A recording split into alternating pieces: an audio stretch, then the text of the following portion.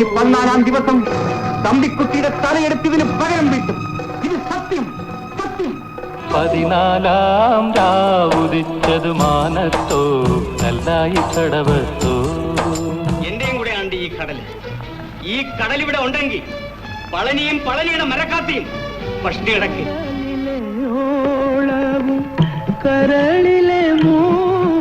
കൊള്ളാം മിടി. കിള്ളിയെടുത്ത് മുടിയിൽ ചൂടാനും നുള്ളിയെടുത്ത് പൂജിക്കാനും കൊള്ളാം.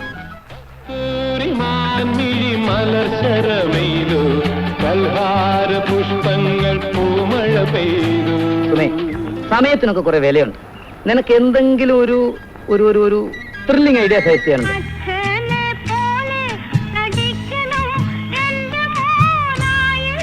നീ കണ്ടതെല്ലാം സ്വപ്നവും കേട്ടതെല്ലാം നുണയുമാണെന്ന് ഇപ്പൊ മനസ്സിലായില്ലേ?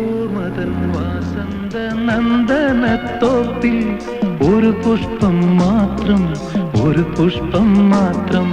2-3 പ്രാവശ്യം പയറ്റത്ത് ചവിട്ടി നടന്നു. അപ്പൊ ഞാൻ കണ്ണു തുറന്നു. അപ്പൊ നിന്ന് തകർന്നതെന്ന് നൃത്തം ചവിട്ടുന്നു. ദേവി ദേവി കാനനം പൂവണിഞ്ഞു കവിത പാടി. പണമില്ല എന്നുള്ള ഒറ്റ കാരണം കൊണ്ട് പ്രതിഭ നഷ്ടപ്പെടുത്തേണ്ടി വന്ന എത്രയോ പേരുണ്ട് ഈ ലോകത്തിൽ.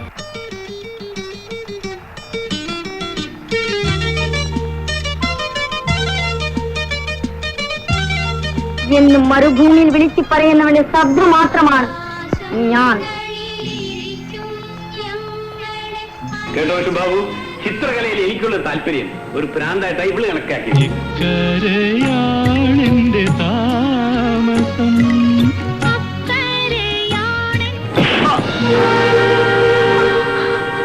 അയ്യോ ചേട്ടാ.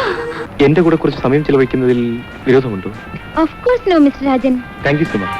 ഉല്ലാസപ്പൂത്തിരികൾ കണ്ണിലണിഞ്ഞവള്, ഉന്മാദത്തേനലകൾ ചുണ്ടിലണിഞ്ഞവള്, രാഗം നീയല്ലേ. എനിക്ക് വേണ്ടി കാത്തിരുന്ന സുന്ദരിയായ യുവതിയെ പോലെ എനിക്കായി ഇത്രയും കാലം കാത്തിരുന്ന മനോഹര ഭവനമേ, നിനക്ക് വന്ദനം.